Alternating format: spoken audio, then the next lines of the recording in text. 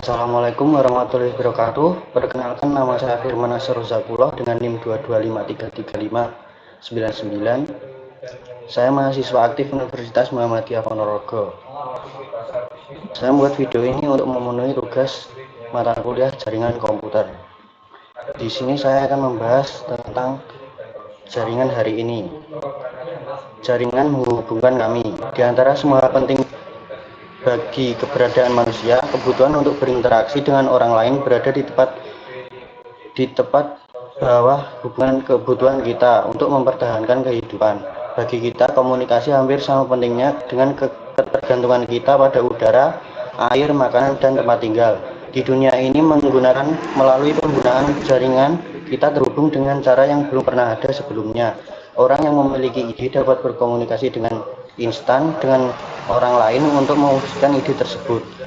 Berita, peristiwa, dan penemuan diketahui di seluruh dunia dalam hitungan detik. Individu bahkan dapat terhubung dan bermain game dengan teman-teman yang dipisahkan oleh lautan dan benua. Selanjutnya, tidak ada batasan. Kemajuan teknologi jaringan mungkin merupakan perubahan paling signifikan di dunia saat ini. Hal-hal tersebut membantu menciptakan dunia di mana batas-batas negara, jarak geografis, dan keterbatasan fisik menjadi kurang relevan, sehingga hambatan-hambatan yang ada semakin berkurang. Internet telah mengubah cara interaksi sosial, komersial, politik, dan pribadi kita terjadi. Sifat langsung komunikasi melalui internet mendorong terciptanya komunitas global. Komunitas global memungkinkan terjadinya interaksi sosial yang tidak bergantung pada lokasi atau zona waktu. Penciptaan komunitas online, pertukaran ide, dan informasi berpotensi meningkatkan peluang produktivitas di seluruh dunia. Penciptaan cloud memungkinkan kita menyimpan dokumen dan gambar serta mengaksesnya di mana saja, kapan saja. Jadi, apakah kita sedang berada di kereta, di taman, atau berdiri di puncak gunung, kita dapat mengakses data dan aplikasi kita dengan lancar di perangkat apapun. Selanjutnya, kita masuk ke komponen jaringan. Yang pertama ada peran tuan rumah. Semua komputer yang terhubung ke jaringan dan berpartisipasi langsung dalam komunikasi jaringan diklasifikasikan sebagai host.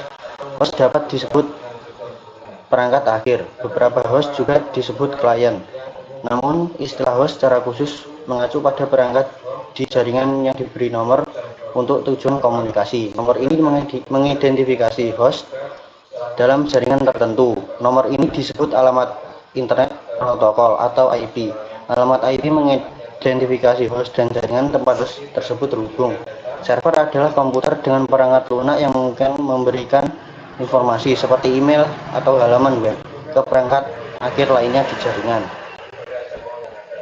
Setiap layanan memerlukan perangkat lunak server terpisah. Misalnya, server memerlukan perangkat lunak server web untuk menyediakan layanan web. Sebuah komputer dengan perangkat lunak server dapat memberikan layanan secara bersamaan pada banyak klien yang berbeda. Seperti disebutkan sebelumnya, klien adalah sejenis host. Klien memiliki perangkat lunak untuk meminta dan menyampaikan informasi yang diperoleh dari server. Selanjutnya ada rekan ke rekan atau peer to peer. Perangkat lunak klien dan server biasanya dijalankan pada komputer terpisah, namun ada juga kemungkinan satu komputer digunakan untuk kedua peran tersebut secara bersamaan. Dalam usaha kecil dan rumah, banyak komputer berfungsi sebagai server dan klien jaringan. Jenis jaringan ini disebut jaringan peer-to-peer. Bisa dilihat di gambar tersebut. Selanjutnya ada perangkat akhir. Perangkat jaringan yang paling dikenal orang adalah perangkat akhir. Untuk membedakan satu perangkat akhir dengan perangkat akhir lainnya, setiap perangkat akhir di jaringan memiliki alamat. Ketika perangkat akhir memulai komunikasi, perangkat tersebut menggunakan alamat akhir perangkat akhir tujuan untuk menentukan kemana harus menyampaikan pesan. Perangkat akhir adalah sumber atau tujuan pesan yang dikirimkan melalui jaringan. Yang selanjutnya perangkat perantara. Perangkat perantara menghubungkan masing-masing perangkat akhir ke jaringan. Mereka dapat menghubungkan beberapa jaringan individual untuk membentuk suatu internet block. Perangkat perantara ini menyediakan konektivitas dan memastikan aliran data melintasi jaringan. Selanjutnya ada media jaringan. Komunikasi ditransmisikan melalui jaringan pada media. Media menyediakan saluran yang dilalui pesan dari sumber ke tujuan. Jaringan modern terutama menggunakan tiga jenis untuk menghubungkan perangkat seperti yang ditunjukkan pada gambar. Yang pertama ada kabel logam di kabel. Yang kedua serat kaca atau plastik di dalam kabel atau kabel serat optik. Yang ketiga ada transmisi kabel. Selanjutnya kita masuk ke representasi dan topologi jaringan. Representasi jaringan. Arsitek dan administrator jaringan harus mampu menunjukkan seperti apa jaringan mereka nantinya. Mereka harus dapat dengan mudah melihat komponen yang terhubung ke komponen lain, di mana lokasinya dan bagaimana komponen tersebut akan dihubungkan. Diagram jaringan seringkali menggunakan simbol seperti yang ditunjukkan pada gambar untuk mewakili berbagai perangkat dan koneksi yang membentuk suatu jaringan. Selanjutnya ada diagram topologi. Diagram topologi adalah dokumentasi wajib bagi siapapun yang bekerja dengan jaringan. Mereka menyediakan peta visual dengan tentang bagaimana jaringan terhubung. Ada dua jenis diagram topologi, fisik dan logis. Diagram topologi fisik. Diagram topologi fisik menggambarkan lokasi fisik perangkat, perantara, dan instansi kabel. Yang kedua ada diagram topologi logis. Diagram topologi logis menggambarkan perangkat, port, dan skema pengalamatan jaringan. Selanjutnya kita masuk ke jenis jaringan umum. Jaringan berbagai ukuran. Jaringan tersedia dalam berbagai ukuran, mulai dari jaringan sederhana yang terdiri dari dua komputer hingga jaringan yang menghubungkan jutaan perangkat. Jaringan rumah sederhana memungkinkan Anda berbagi sumber daya seperti printer, dokumen, gambar, dan musik di antara beberapa perangkat lokal. Jaringan kantor kecil dan rumah atau SOHO memungkinkan orang untuk bekerja dari rumah atau kantor jarak jauh. Banyak pekerja wira swasta menggunakan jaringan jenis ini untuk mengiklankan dan menjual produk, memesan persediaan, dan berkomunikasi dengan pelanggan. Selanjutnya kita masuk ke LAN dan WAN.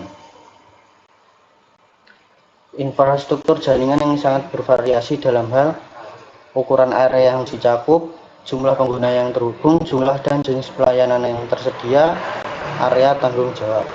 Dua jenis infrastruktur jaringan yang paling umum adalah local area network atau LAN dan wide area network atau WAN. LAN adalah infrastruktur jaringan yang menyediakan akses ke pengguna dan perangkat akhir di wilayah geografis kecil. LAN biasanya digunakan di departemen atau dalam suatu perusahaan, rumah, atau jaringan bisnis kecil. WAN adalah infrastruktur jaringan yang menyediakan akses ke jaringan lain di wilayah geografis yang luas, yang biasanya dimiliki oleh dan dikelola oleh perusahaan besar atau penyedia layanan telekomunikasi. Selanjutnya kita masuk ke internet. Internet adalah kumpulan jaringan yang saling terhubung di seluruh dunia. Internet box atau disingkat internet. Gambar tersebut menunjukkan salah satu cara memandang internet sebagai kumpulan LAN dan WAN yang saling berhubungan.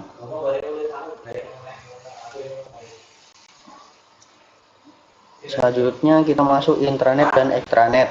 Ada dua istilah lain yang mirip dengan istilah internet, intranet dan extranet. Internet adalah istilah yang sering digunakan untuk merujuk pada koneksi pribadi LAN dan WAN milik suatu organisasi.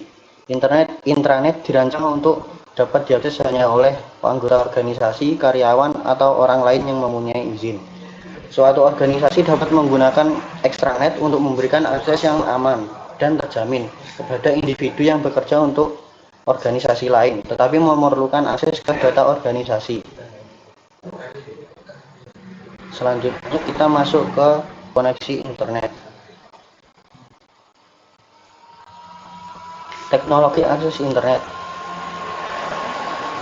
Penggunaan rumahan, pekerja jarak jauh, dan kantor kecil biasanya memerlukan koneksi ke IP untuk mengakses internet.